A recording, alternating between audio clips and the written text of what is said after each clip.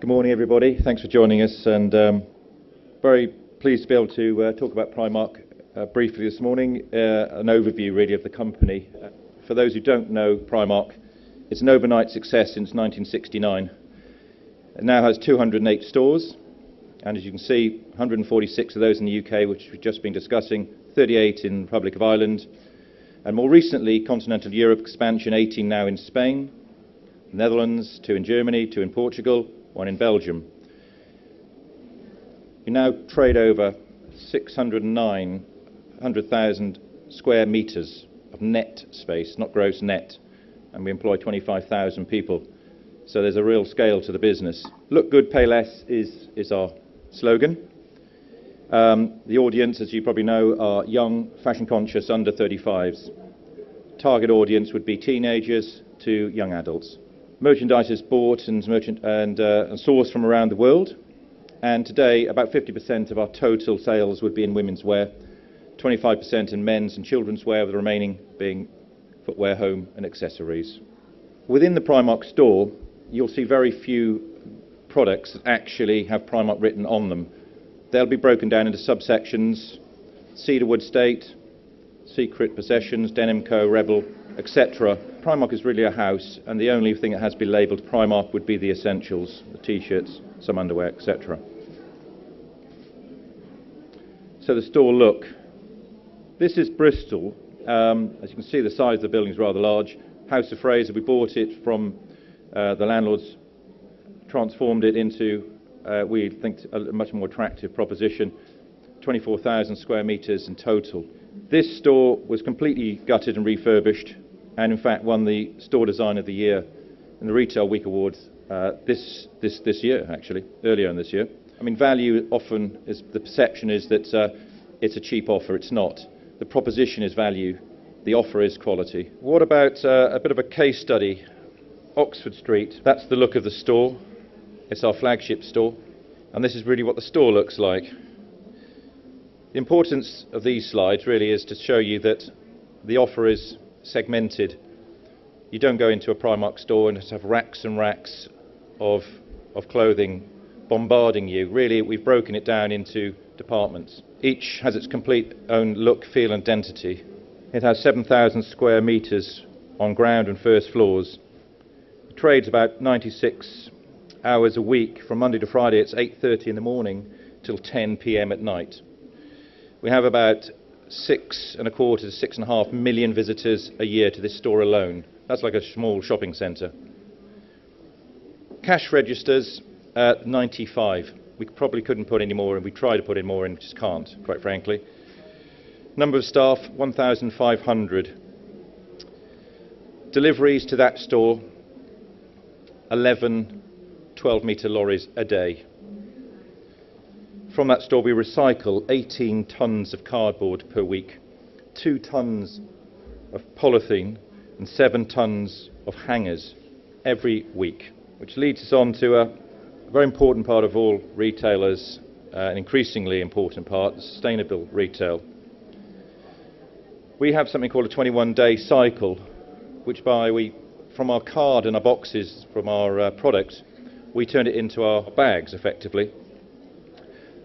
Something called a resource recovery unit, where we recycle cardboard, plastic, polythene, as mentioned. We currently have this in operation for 105 of the UK stores. We're rolling it out nationally. It doesn't include Northern Ireland and Europe at the moment, but it's something we're working on with our new distribution centre in northeast Madrid. As I said, 56,000 hangers every year from Primark's businesses at the moment in a group-wide. We are currently recovering 8-time Wembley-size international football pitches, 1 metre deep, and we're recycling them. We're basically recovering 241 tonnes of cardboard. 6% of the total UK population, or 130% of that recycled in the whole of Wales. It really gives you some sort of scale. And this actually saves 17 trees per lot.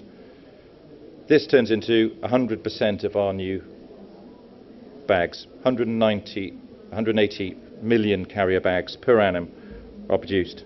So some of the successes that we've enjoyed: Multi-Market Retail of the Year, just recently, Retail of the Year, Store Design of the Year, etc., etc. So we're very proud of it. We thought we'd give just an idea that there's some recognition out there of success since '08. And what are some of the number of what a lot of people want to hear? What are we looking for? And how can we do things together? Well, we're looking at high streets, but we're also looking at shopping centres, prime or good secondary. We can trade both. Scale is the most important thing. If we're going to be in a shopping centre, we really need it to be a large shopping centre and one of the more dominant ones in its catchment. Size and shape, well, again, prominent frontage is shown here in both Frankfurt and Castellón. Uniform shapes, typical store size, 5,000 square metres to 8,000 square metres. We are very much an anchor. We would trade there for 3,500 to 7,000 square metres net retail, the rest being storage staff and circulation space, which tends to get wasted. In terms of vertical trading, we can and we do, and we do it very successfully, but really a minimum criteria for us is to have 1,700 square metres per floor. Loading and servicing, extremely important, the lifeblood of any Primark store. This is a typical, this is Bremen, and it's very typical of all our stores. Really, as I mentioned in Oxford Street, we have 11 deliveries a day from a 12-metre truck. We prefer 16.5-metre articulated trucks, and what we really need is a dedicated delivery area. Otherwise, it just becomes chaotic with other tenants, and so it's a mutual benefit, quite frankly, having a separate area, or at least a dedicated part of the service area. In terms of deliveries, ideally no restrictions, but once we're into the area, we really need a dedicated lift. You can imagine the scale of our operation is just not sustainable when you're sharing lifts that sometimes break down and other retailers want to use.